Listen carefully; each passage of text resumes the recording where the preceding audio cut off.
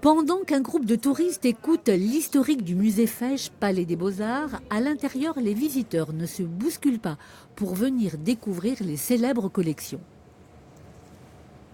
Il y a très peu de monde, c'est très agréable.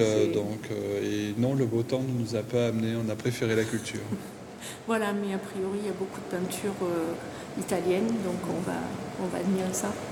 Idem à quelques rues dans l'illustre maison Bonaparte, musée national, qui, après un mois d'avril en très forte hausse, identique à un mois de juillet, a vu la fréquentation retomber en mai.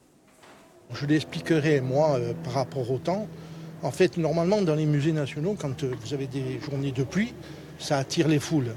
Mais là, apparemment, il n'y avait personne, donc ça veut dire que les gens ne sont pas venus en Corse, ils ont simplement annulé leurs vacances. Normalement, le mois de mai, on a notamment beaucoup de groupes de personnes âgées qu'on n'a pas eues.